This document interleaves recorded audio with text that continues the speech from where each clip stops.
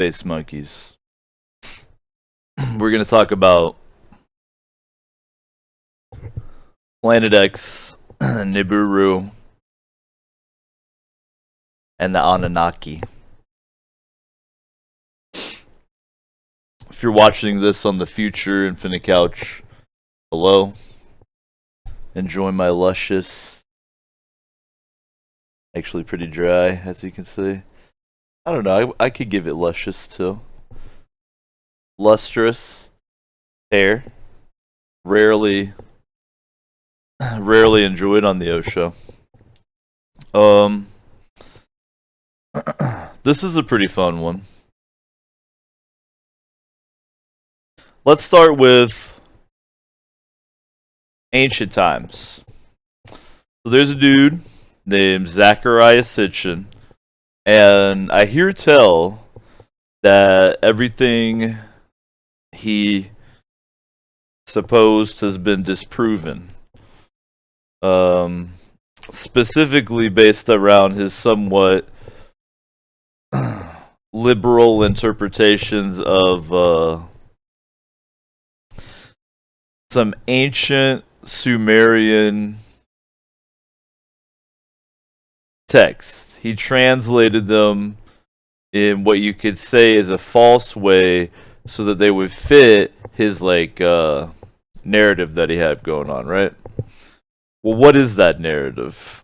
The short version is that there's a planet that has an orbit around our sun, and that orbit is like 3,000 something years, something like that.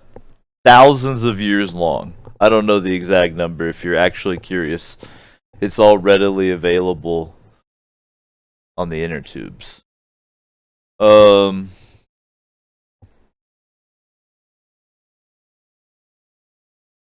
There's an advanced race on this planet called Nibiru who are responsible for the race of space monkeys that you see sitting here before you.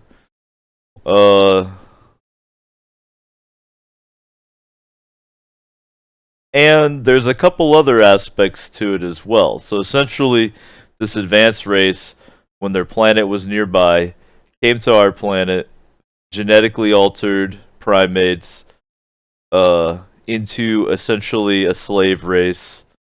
And there are some complexities to that. Number one, why? The theory is that, and again, this a lot is what Zachariah Sitchin believes, and a lot of it's been debunked based on very literal or very liberal interpretations of how to translate Sumerian. And I'm not saying I believe this. I think it's a cool story. I think aspects of it could be true. We do live in an infinite universe, but I don't really know. You know what I mean? It's interesting to think about. Anyway, why create the space monkey race? Well, to mine gold. I guess the story is that the Annunaki, despite being an advanced race, fucked up their planet. And they fucked it up to a degree that they actually need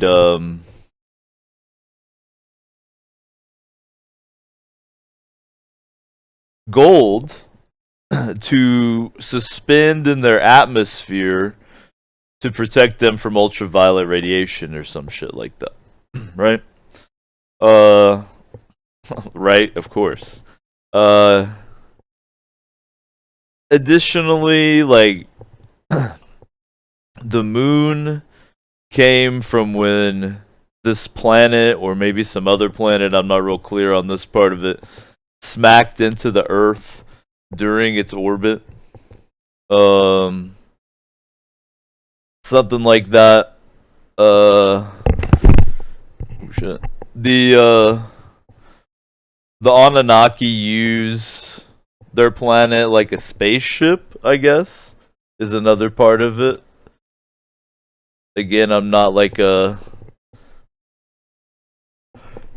That's too much. Sorry. I rearranged some shit in here. There we go. I wish I could show you. As an aside, the Annunaki brought me underneath here. I have like a nice wooden like footstool, and I've got 2 levels to it. I can like stretch my legs out, or right now I just have my feet up on it, and it's got a vegan alert sheep skin on it. I feel like a barbarian. Anyway, so there was like some factional shit with the Anunnaki where imagine like bickering princes and princesses and shit. Some of them were fucking the slave space monkeys, and you're not supposed to fuck them. Like, some of them were altering them in ways they're not supposed to. And eventually they just like fucked off and left the space monkeys almost like an accidental civilization. Like, they were just like, ah, well, we'll genetically alter these apes and then whatever. And then they just left.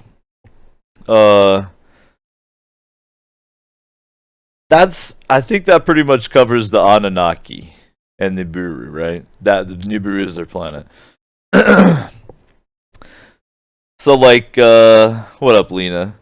Let's talk about the Planet X then, the modern thing, right? So the meme is that Planet X is returning.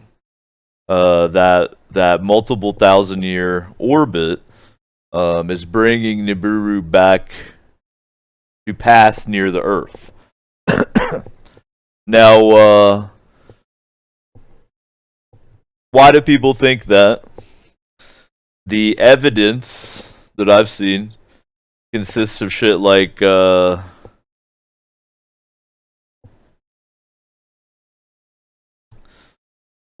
parts of I don't remember if it's like the NASA database you can look out of the sky or if it was the Google database, but one of them, like parts of it were like blacked out and you can even see like the edge of an object or something, and they're saying that's Nibiru and you can like see it getting closer and closer. People mentioned that the Earth's magnetic field, I guess, is becoming weaker, and that's supposedly evidence that Nibiru is coming. I guess like if you calculate it out or something, I'm not sure how that would be done, but it's like supposedly soon, all kinds of shit. But the general meme is that Planet X is returning, causing the climate to be weird. And then it could what is it going to hit the Earth again? That's one theory. So that like there's a big catastrophe coming. Like it's on a basically the Earth gets hit by this planet once every however long. I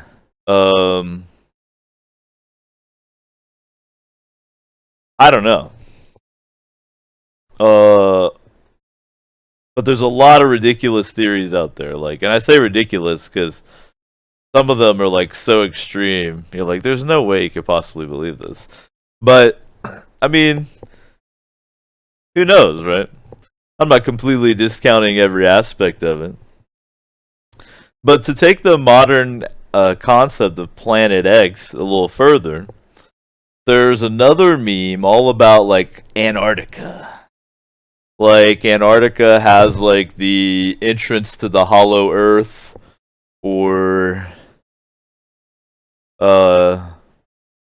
there's a secret base in Antarctica, or they found a civilization in Antarctica, or I've seen all these memes about Antarctica. And it kind of ties in with Planet X, because think about, I talk about the military, and I even called it the military intelligence industrial complex, and I'm glad that I did before Vault 7 came out, because now I look like a champion. let's say there's some kind of catastrophe coming, whether it's the return of an alien race or a planet hitting the Earth or whatever the fuck it is, if there is even anything.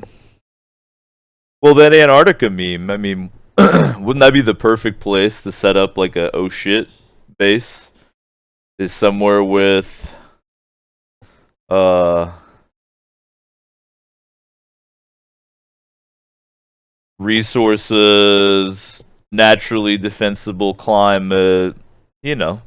Antarctica would be a great spot to hide out if you thought some shit was gonna happen or if you had some secret knowledge that some shit was gonna go down. So that's kind of interesting to think about too. What up, JC? Well, as far as effects of planets on other planets, saying getting if it was close enough to mess with the weather, you'd be able to see it in the sky. That's true. I mean, maybe. I don't know. Uh,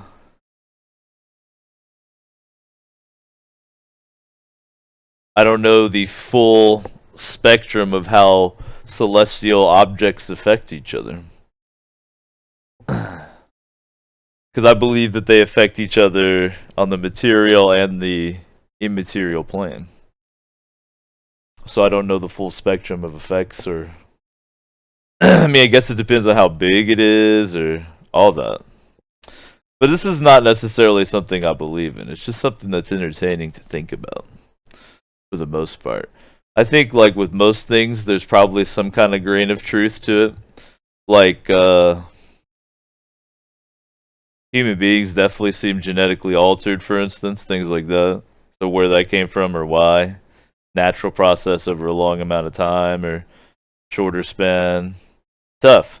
Especially with sites like Gobekli Tepe, if you ever check that out. Is the dating on it wrong? Or is our timeline of human history wrong? And I guess I would, in this case, be talking about prehistory. Hard to say.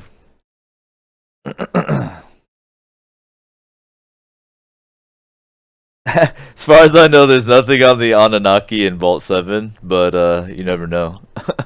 It's a good point, Lena. Maybe the Planet X Nibiru Anunnaki conspiracy started mostly by Zacharias Sitchin. Is it Stitchin or Sitchin? I can never remember. I think it's Sitchin. Anyway, that was like from the 70s, I believe, was the first book about it that he wrote was like the 70s. So that's maybe he was a CIA agent working since the 70s to spread this crazy theory. You just have to look into it for yourself.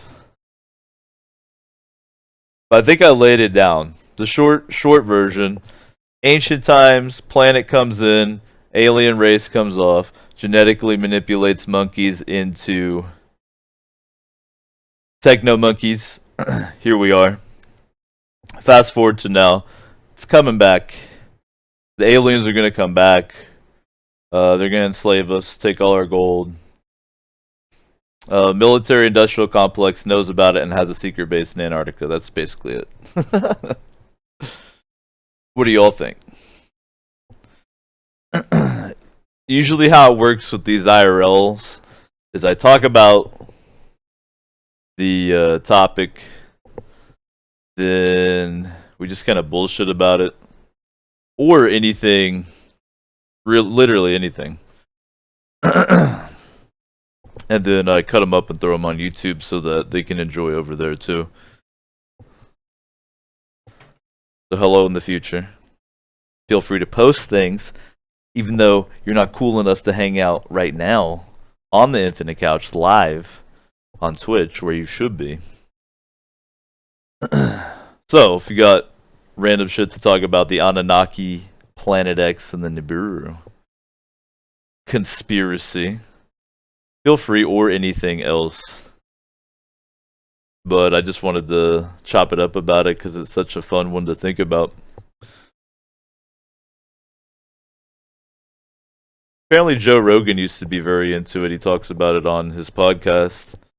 And he talks about how it's cool to think, oh man, we're genetically manipulated by aliens. I guess it's cool. I don't really think it's cool. Like if it was true, if it was like legit true, like provably true, I'd be like, that's fucked up. Like you can't cruise around creating sentient life forms willy nilly. What do you think you're doing, aliens?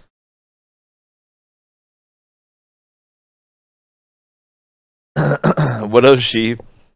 Nice name. We're kind of like I kind of chopped it up. I did it quick. It's only like 20 minutes to cover it all, but we could talk about this or any other spooky shit in general.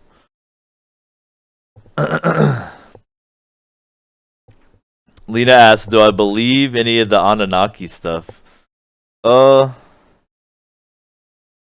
Like I said, I think that there's a kernel of truth to most things that you hear, but no, I don't really wholesale buy into 100% of it or anything like that.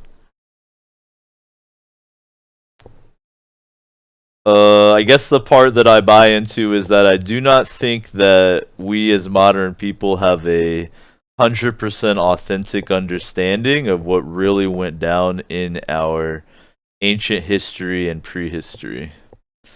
That's the part I buy into.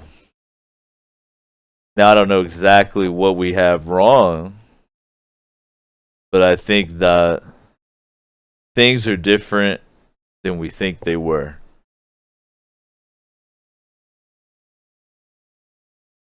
But who knows in what way.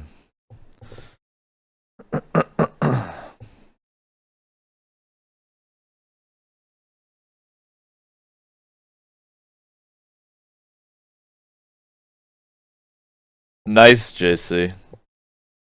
Twilight Zone is one of the greatest shows of all time. For real.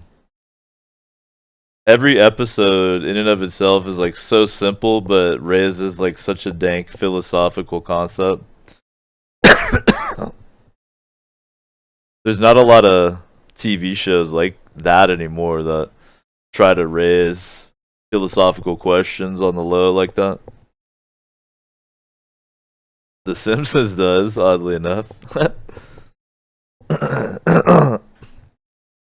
It's a very Masonic thing, if you want to get spooky on it, to hide philosophical messages in popular culture.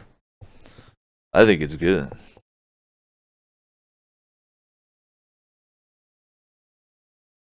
That way you secretly enlighten the peasantry. Without telling them they'll do it, because then they won't like it.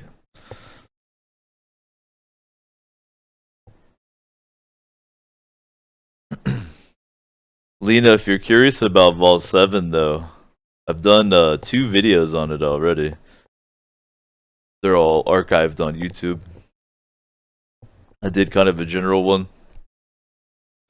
And then I'm kind of a nerd, so I went really in depth about a specific tool. And I may do that for several tools, because I don't really see too many people bothering to talk about specifics. And I'm not like a genius or anything, but I have enough technical expertise to like read through the wiki and understand enough to understand how the tools work and what they can do and stuff. So I might do that for several tools in there. It's just something I haven't really seen. I've seen people be like, Vault 7, and then repeat like the two, like, oh, they can hack your car, their TV. It's like, bro, like, they can do a lot more than that, man. Like, take a look at some of these packages. I may do that.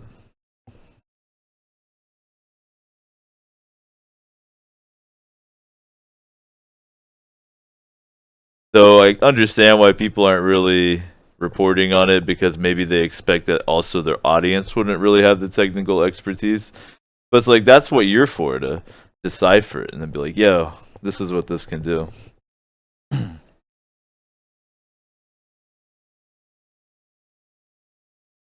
Well, Lena, I'll simply remind you that Tor is funded by the Department of Defense. So, like, publicly. So, I mean, a Tor browser is very handy for trying to conduct illegal activity on to get yourself immediately prosecuted by the law. It's like the honeypot of honeypots.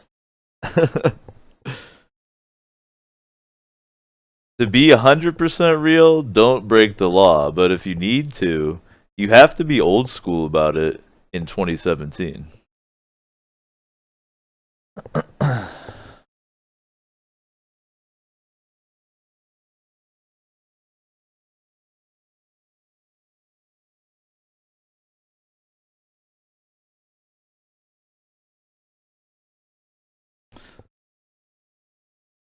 Lena asks, wasn't Tor developed by the government and then forked into its own thing?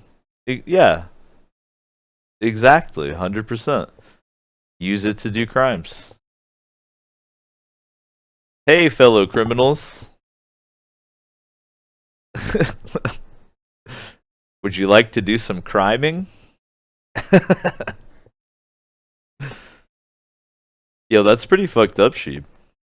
I don't know if I believe that.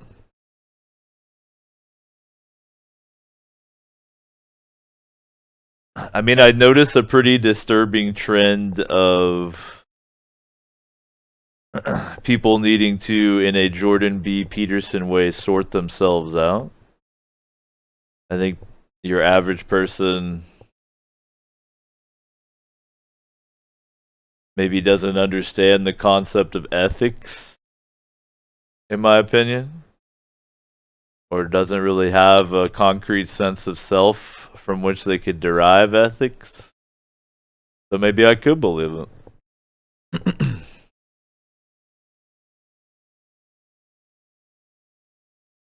Kind of goes along even with the old school Stanford prison experiment. I guess what I'm saying, Lena, is if the government is like, yo, we used to be in charge of this very private browser, but now we're totally not anymore. Does that sound like the truth? Or does that sound perhaps like a method to catch low intelligence criminals?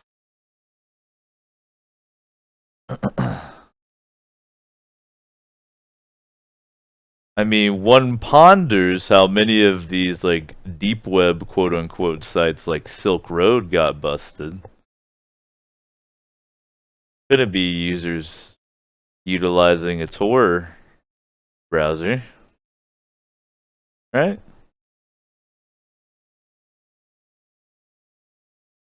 Who knows?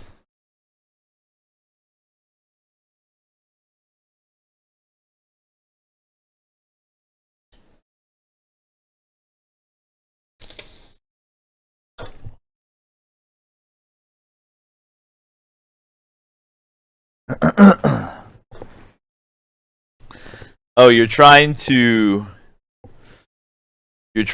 browse privately. Is that what it is, Lena? Well, that's kind of like a pipe dream.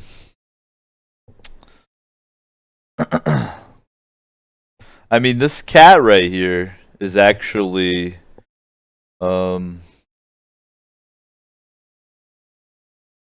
intercepting my internet traffic right now.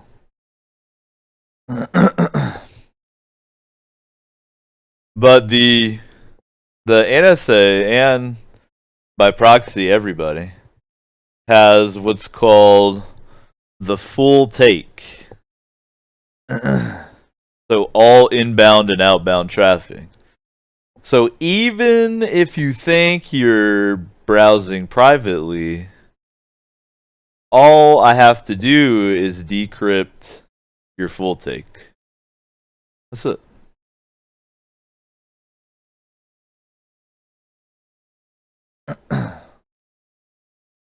One of the few things that can help,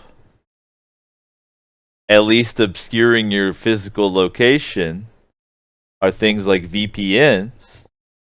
So while you won't be able to obscure what you're doing, you can obscure to some degree who's doing it. But again, don't break the law on the internet is probably the best thing to do. It's pretty clear that the FBI doesn't care that much about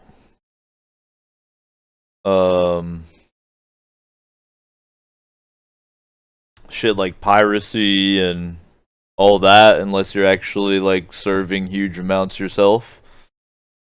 So you can break the law like that, probably be okay. But if you're gonna like try to order a hit or like buy some crazy drugs or like whatever, don't do it on the internet. Or actually do so you get caught.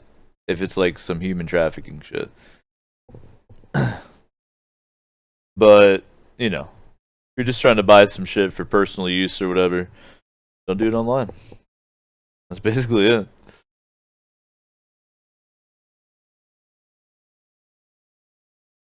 Lena, I don't. What you go? Snowden made a video about private communication for journalists, so it's possible. Look, like you're able to believe what you'd like to believe. I'm telling you, if especially a state actor wants access to any of your data, that your security is shit and they're in. That's it. Literally. You can do a lot of things to make it more inconvenient. But a huge factor that people overlook is something called social engineering, physical ops. I mean, you like leave your phone and go to the bathroom or something. That's it. Your security's done. Yo, Kevin, thanks for following, man. Well, I mean, in theory, an intranet could be secure, but even then, there's definitely techniques for over-the-air capture. There's techniques for even capture through electrical circuitry, just the plug itself. So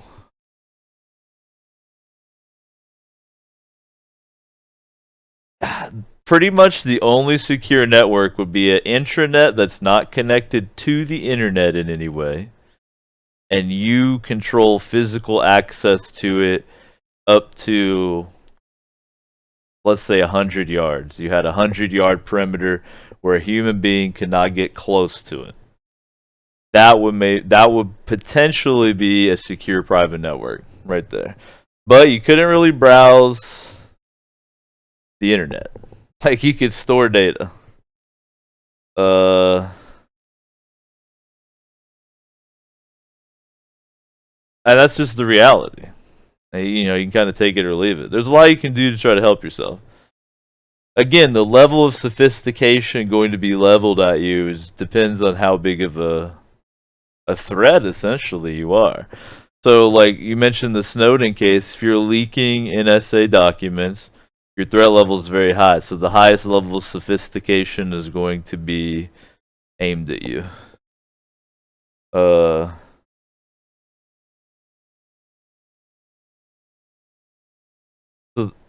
I mean, really, what you're kind of asking is there a secure way to connect to the internet? And like I mentioned, the only real way to do that is heavy-duty encryption, because you need to encrypt the content that you're transmitting, and VPNs or proxies allow you to some degree obfuscate where you are.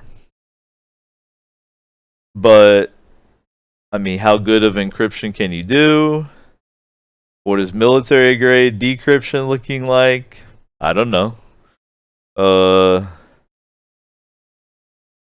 VPNs are tricky because there's a lot of VPN services that are, again, honeypots. I'm not trying to like make you paranoid or anything. It's just It's just a smart operational thing to do. Hey, people trying to do crime and espionage on the internet will use VPN services to try to obfuscate their position. Let's have some VPN services so that we get client data and we can have access to what they're doing. But there are some legit ones out there too. I'll usually chill in the IRL section for about an hour before we switch over to the gaming, though, so we got some time to chill. What up, Hard? Thanks, man. My tattoo story? You mean my ship? It's the album cover to one of my favorite albums ever, called Black Sails in the Sunset by AFI. And I think my girlfriend is actually going to hook it up with me getting it touched up and some color added to it for my birthday here in about a month. That'll be fun. Today's IRL session, we talked about Planet X, Nibiru, the Annunaki. If you missed it, it'll be archived on YouTube. But toward the end, we kind of just bullshit about any kind of spooky stuff in general. Or just anything.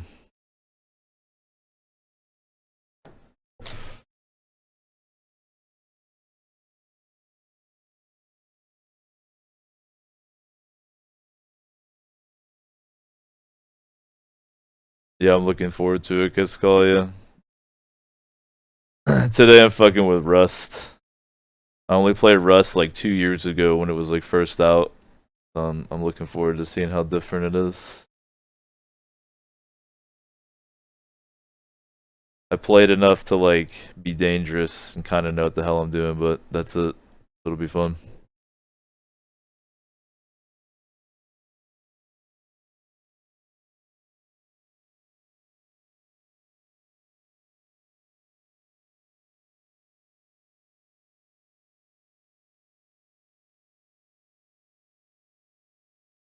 You don't have any no more spooky hot topics to talk about?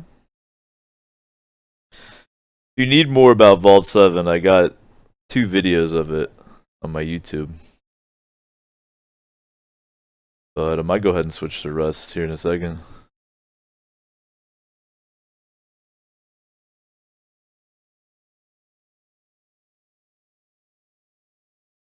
Mainstream games? I only play fake games on here.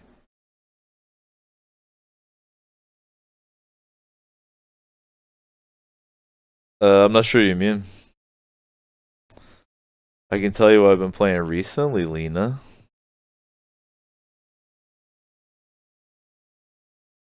I've been playing Battlegrounds. I've been playing Conan recently.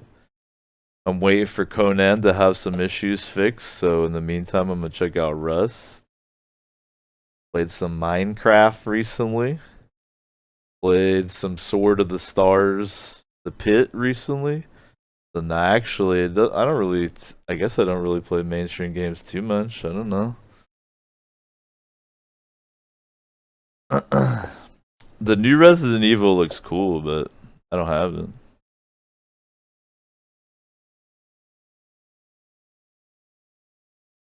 It seemed to have a similar vibe to the OG Resident Evil, and I remember playing that on my fucking PlayStation.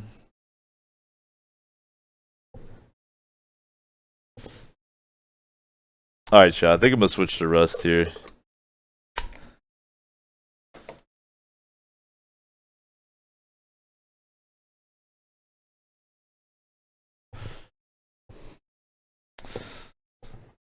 Let's switch to the games.